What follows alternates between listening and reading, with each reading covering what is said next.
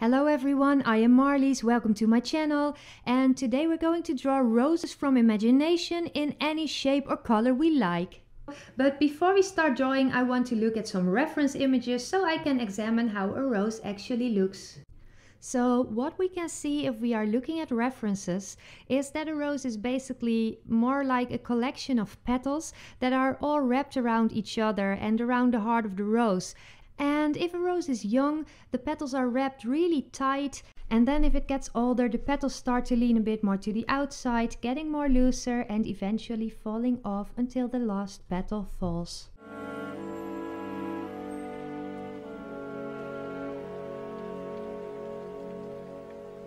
Oh, that's so dramatic. So in the first part of this tutorial, I will be examining how the structure of a rose can be transferred to the paper in an easy way. And then in the second part, I will show you how I draw a pink rose that looks quite realistic. So let's get some drawing supplies and let's go! So if we're going to draw a rose, we are going to start with a small circle, which is going to be the middle of the rose, and the petals that we are going to draw are going to swirl around it. And by the way, if you like this video so far, please give it a thumbs up before we dive into the lengthy educational part of the video. So the petals that swirl around the heart of the rose should be very irregular in both shape and placement. Sometimes two of these lines that form the petals can be very close to one another, much closer than the other lines, so to say, and we can make petals when we get a little further away from the heart of the rose that already have a bit of a different shape, looking like they are falling outward. Now I'm using graphite pencil to sketch this rose because it's going to be a dark red rose and the graphite doesn't really bother me. Now graphite is very easy to erase, so it's really nice to use it for sketching, but if you draw a rose in a lighter color, I personally prefer to sketch it with a light colored pencil, so it saves me from having to erase the graphite lines later on. If you're using graphite and you're drawing over it with a light color of colored pencil, you're still going to see the graphite pencil underneath, so you do have to erase it if you're drawing over it with light colored pencil. Now basically you just work your way to the outside, making the petals bigger and bigger as you go along, like this. And as you can see, it's already starting to look like a proper rose right now, so we're only a few minutes in and we can already see it's starting to take shape like this. Now the more we get to the outside of the rose, the more we want to add irregularity to these lines, making them go from the starting point to the end point in a sort of curved way. But by varying the shapes you can make different types of roses, like some roses have petals that are more circular and other roses have petals that are curved in like several directions. And the outer petals of a rose should usually be very big, and some of them are actually covering a large part of the outer circle of the rose and others are covering a fairly small part. So even though all these petals are bigger, they are still irregular in the shape they have. So I think this should be about it. There's not much more to cover when sketching a rose, so I'm going to get my colored pencils now. Since this is going to be a dark red rose, I'm going to start off with a black pencil to create some shadows. Now when light falls on a rose, it hits the upper parts of the petals first, and then those parts cast shadows on the parts that are further to the inside. I'm trying to mimic this effect by adding a black line around the petals, and then you would expect the shadow to kind of fade out from that point following the curve of the petal. So the shadows become very dark right underneath the petal, and then they get lighter the further they get away from the edge of the petal above. Always keep in mind when you are drawing nature, like flowers or trees or fur, or even elements in portraits like teeth or freckles or eyelashes, that nature tends to come in irregular patterns. On a tree, for example, no leaf is exactly similar to its neighbor. They all have slightly different shapes, colors and directions, so keep that in mind when drawing roses. If you have drawn one petal, make sure the next one is just a little different, and then the next one is slightly different again. So we are basically repeating this same process over and over for every petal, drawing the shadows of the petal above on the petal below. Now let's speed this up a little until I've finished all petals. Okay, there we are again, and as you can see it's already starting to pop out of the paper a little, so that's wonderful. And I now want to erase the outer graphite lines because I do not want to use black there, and the graphite tends to stay visible underneath most colors, so I erase it now and replace it by red colored pencil lines. I am going to use 3 colors for this rose: a very dark red for the shadows, a very light pink color that's almost white for the highlights, and a bright red for the midtones. I will use this petal as example petal, so for every petal I'm going to start with the dark colors, adding color to the shadow. In the areas that should be very dark, I use a bit more pressure, and sometimes I go back in with the black to make sure the shadows stay as dark as they should be. And it becomes obvious again that the shading should be irregular as well, where the darker parts now not only form the shadow from the petal above, but also the folds of the petal as it curves around the rose.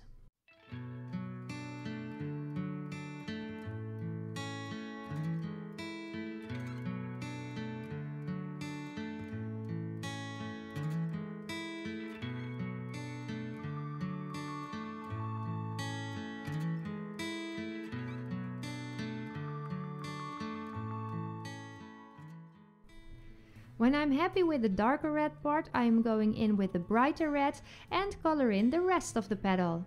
I make sure I don't light up the dark parts too much by switching back to the darker color every now and then.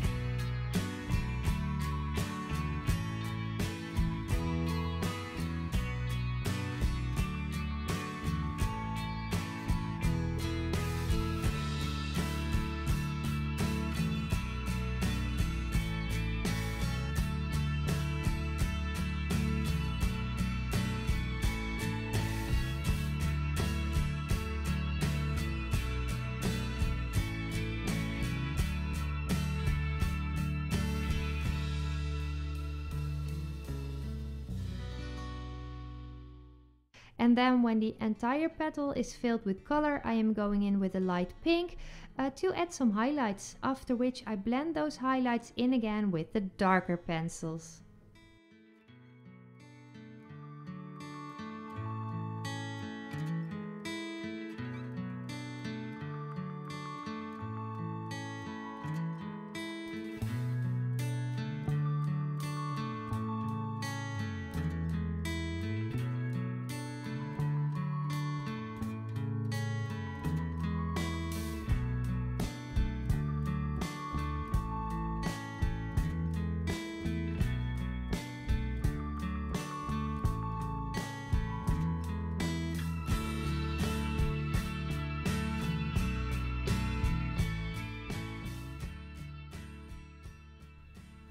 For the rest of the rose, it's basically a matter of repeating this process again. So that's sort of the explanation of how we draw a rose from imagination. And now let's apply these principles on a pink rose. So the first step again is drawing the rose's outlines. We're starting with a little circle in the middle again, and then drawing the irregular shapes forming the petals wrapping around it.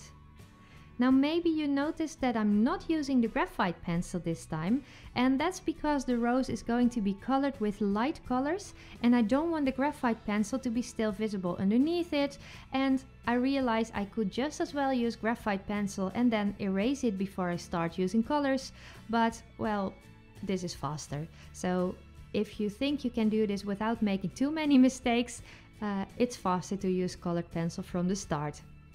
Now I'm also minding the shape of the petals on the outside of the rose because I want them to be a little playful, and some of them should be a little bigger, others should be a bit smaller, and I make these petals less rounded than in the example rose, mainly because I wanted to try a different shape and I wanted to find out how it looks if I just give the petals a little more playfulness. Now this is going to be a pinkish rose, and I don't want to use black as a base color for the shadows because I'm afraid that will make it look too gray, and I want the colors to be really vibrant, so instead I use my dark red for the shadows. I will only be using very little pressure so the values won't get too dark. And just like in the first rose, I'm building up shadows petal after petal, dark on the parts closest to the petal that's casting them, and then slowly getting lighter when it's getting further away from the petal that's casting the shadow. Now on the outer petals, I'm also adding some shadows to the outer edges of the petals, which I didn't do on the first rose, but I thought this makes them look like they are a bit folded on the sides, and I thought that would be fun. So next step, the mid-tone color. And for this I'm using a lighter pink color to color the rest of the petals. So it's kind of a bright pink, and you can basically pick whatever mid-tone color you like. I'm using this color pretty evenly, except for that I'm leaving out some part of the highlights. So, well, this goes pretty quick, at least on video, because please take your time to do this step. A general rule for drawing realistically is that it takes very long, so don't go too fast. That will make your pencil strikes too obvious and you won't get a more evenly, natural, realistic effect. So you really want to work very slowly and carefully, laying down the color evenly distributed over the entire rose without any visible pencil strikes. Now after the mid-tone color I'm going back in with a darker color because some of the shadows have gotten too light because of me drawing over them with a lighter color. So I'm going to darken them back up, and then I'm going in with a black pencil, but very carefully, just in a few carefully chosen spots to add some really dark shadows. Now if you want to draw a lighter colored rose, please do not use too much black because it's very easy to accidentally get the rose too dark. At this point the rose already looks pretty good, but it's still a bit grainy because of the tooth of the paper that's showing through the colored pencil. And that's just what happens if you use only little pressure while drawing like I did just now.